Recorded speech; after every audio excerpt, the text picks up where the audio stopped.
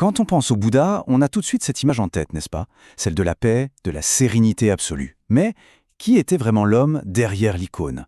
On va explorer ensemble l'histoire de Siddhartha Gautama, un prince qui a tout laissé tomber pour trouver une réponse à la souffrance humaine. Derrière ces images qu'on connaît tous, il y a le parcours d'une vraie personne. Un prince, Siddhartha Gautama, qui a vécu en Asie du Sud au 5e siècle avant notre ère. Son histoire, ce n'est pas celle d'un dieu descendu sur Terre, mais bien celle d'un être humain parti en quête de vérité. Cette phrase, attribuée au Bouddha lui-même, a de quoi surprendre. Elle nous parle de débuts très éloignés de l'image de l'ascète qu'on a de lui. Alors comment ce prince qui a vécu dans un luxe inouï est-il devenu celui qu'on appelle l'éveillé? C'est ce qu'on va découvrir.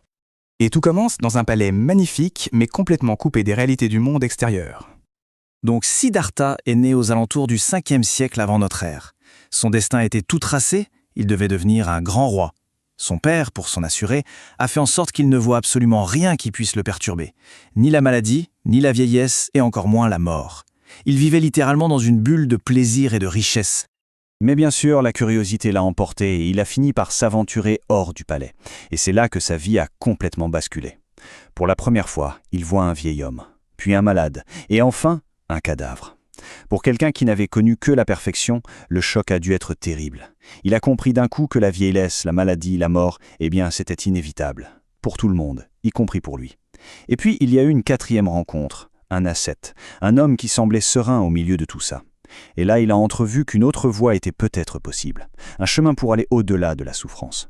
Complètement bouleversé, Siddhartha prend une décision radicale. Il a 29 ans. C'est ce qu'on appelle le grand départ. En secret, il quitte le palais, il abandonne sa femme, son fils qui venait de naître, sa vie de prince, tout. Son but, c'était de trouver une solution, une vraie solution au problème de la souffrance. C'est le début d'une quête qui va durer 6 ans.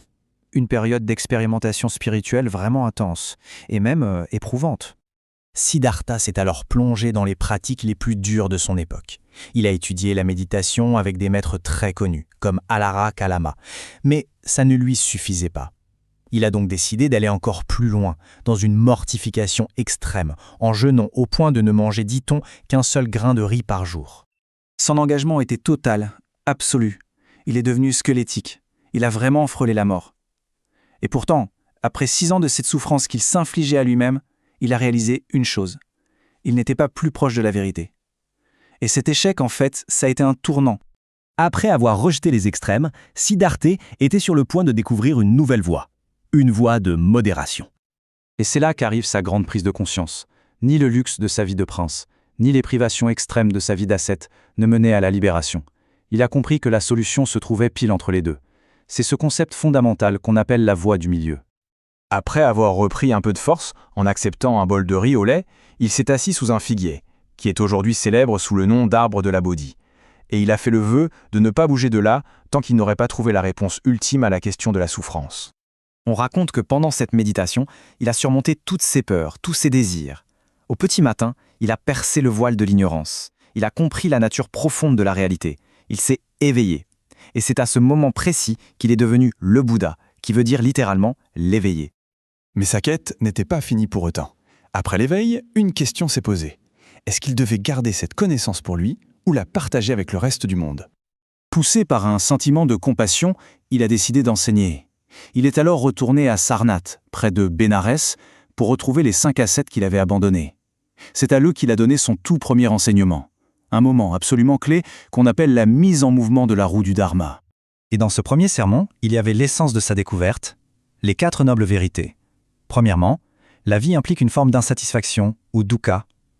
Deuxièmement, cette insatisfaction a une cause, notre désir, notre attachement. Troisièmement, bonne nouvelle, on peut y mettre fin. Et quatrièmement, il existe un chemin concret pour y arriver.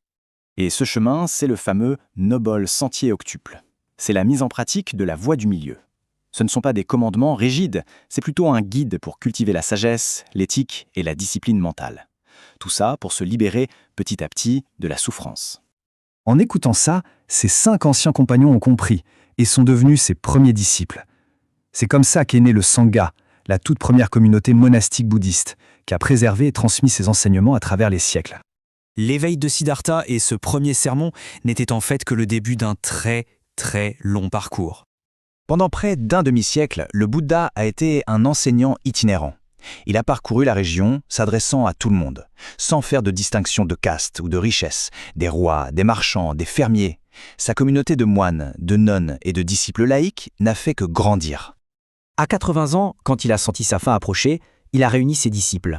Et ses dernières paroles, ce n'était pas un dogme, mais plutôt un encouragement, un rappel que tout est impermanent et que le chemin vers l'éveil dépend de l'effort de chacun. Sa mort n'est pas vue comme quelque chose de tragique, c'est le parinirvana, la libération finale. C'est la fin du cycle des renaissances, l'accomplissement ultime du chemin qu'il a enseigné toute sa vie. Le Bouddha n'a jamais dit qu'il était un dieu. Il se décrivait simplement comme un homme qui s'était réveillé. En fait, son histoire, c'est celle d'un potentiel qui est là, en chacun de nous. La question qu'il nous laisse est à la fois simple et incroyablement profonde. Que faudrait-il pour s'éveiller à notre tour ?